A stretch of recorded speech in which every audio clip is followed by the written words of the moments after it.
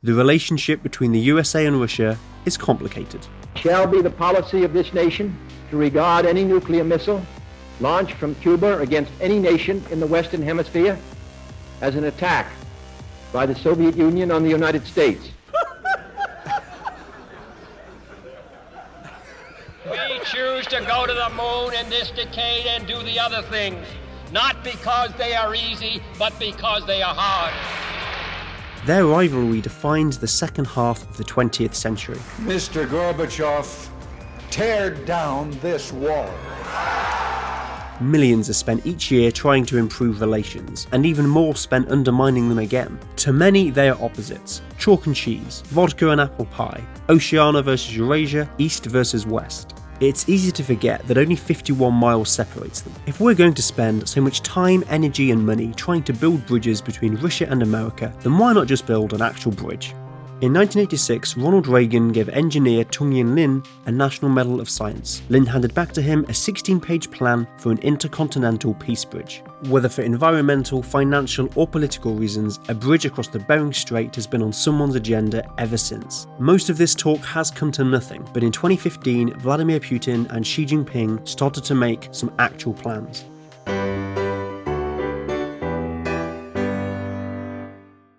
The Bering Strait is a 51-mile sea passage separating Siberia and Alaska. In 1867, the US bought Alaska for $7.2 million, or 2 cents an acre. This created a new border right down the middle, separating two small islands, Big Diomede Russian and Little Diomede, now American. The same boundary is followed today by the International Dateline, giving the Diomedes the adorable nicknames of Tomorrow Island and Yesterday Isle. Ever since the Cold War, Big Diomede and most of Russia's eastern shore has been a military zone. No travel is permitted. In fact, you can't arrive or depart there, even with a Russian visa. The closest you can get is the port of Plovodenia, and even then you should probably get permission before rocking up. This hasn't stopped people trying though. In 2006, Carl Bushby and Dmitry Kiefer navigated the strait's ice floes on foot. However, Lynne Cox swam between the Diomedes in 1987. The public support was so immense that Reagan and Gorbachev thanked her at the signing of the Nuclear Forces Treaty. It took a daring American girl by the name of Lynne Cox a mere 2 hours to swim the distance separating our two countries. By her courage, she showed how close to each other our two peoples live. We're not going to let them violate a nuclear agreement and go out and do weapons, so we're going to terminate the agreement. We're going to pull out.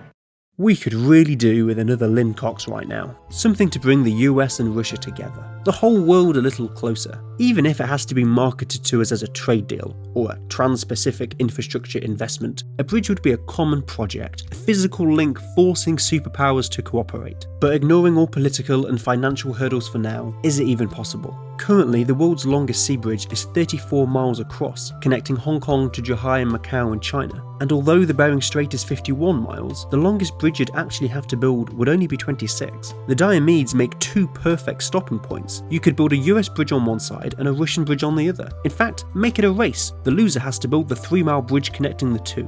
Construction would be slow. For 7 months of the year, the temperature is well below freezing. And although the strait rarely freezes, large chunks of ice are funneled through the passage from the Arctic. These ice flows would exert enormous pressure on any structure we built. There may be engineering solutions around this, but perhaps the simplest would be to scrap the bridge and dig a tunnel.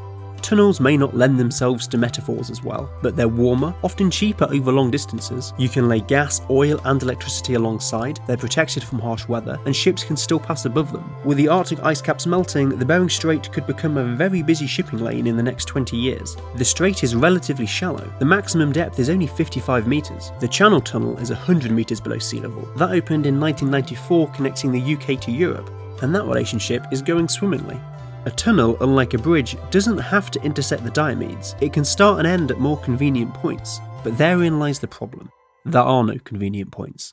Here's a map of the Alaskan and Siberian road networks. The closest highways are 2,000 miles apart. In Russia, anything east of Magadan is impossible to get to by car, and although there are plans for major Alaskan routes, anything west of Fairbanks is tricky. Tunneling under the Bering Strait would be the easy part. You'd also have to build thousands of miles of roads over rough terrain in incredibly harsh conditions, and after all that you've still got to persuade people to drive it. The only sensible option would be a train. You'll still face all the same obstacles during construction, but a warm, high-speed railroad from Anchorage to Vladivostok is way more convenient than a 60-hour drive through the Arctic.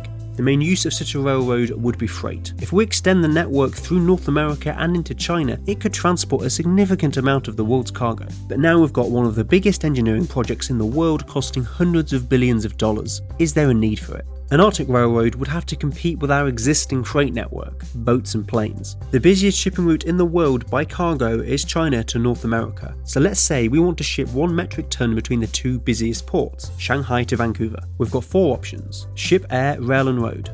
A boat can do it in 15 to 20 days, cost us $300 and produce 225 kilograms of CO2. Plane, 1 day, $3,500, 4,400 kilograms. A train, 2 to 4 days, $400, 630 kilograms. And a truck, 7 to 10 days, $900, 1,050 kilograms. If speed is the priority and money no object, a plane is the way to go. But if speed doesn't matter and you want the best value for money, then shipping is the clear winner. Ships and planes account for 90% of global trade. That is a lot of fuel being burned, all day, every day. Diesel trains are not environmentally friendly, but both Alaska and Siberia have stores of untapped geothermal energy. We need to replace as many major transport routes as possible with renewable alternatives, and high-speed electric trains are one of them.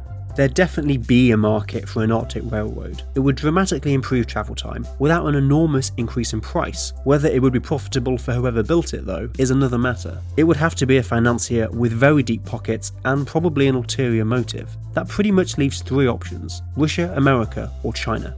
China are building railways and shipping ports everywhere. They're already building high-speed railways connecting Europe, Africa and Asia, all with China as the central hub. They don't just want to be at the crossroads, they want to be the crossroads for all future international trade and transport. That means North and South America are definitely on the agenda. In fact, they proposed a high-speed railway connecting China to the US in 2007. Putin has given China approval to build through Siberia, and then in 2015, China and Russia announced they were collaborating to build the Siberia and Alaska Passage together.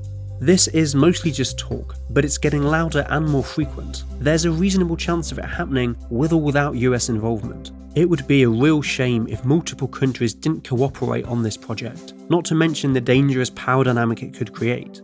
An Arctic railroad connecting China, Russia and the US would be an amazing achievement. An opportunity for 3 superpowers currently jostling for their place in the century to collaborate on a common project. One that could genuinely improve the world environmentally, financially and politically.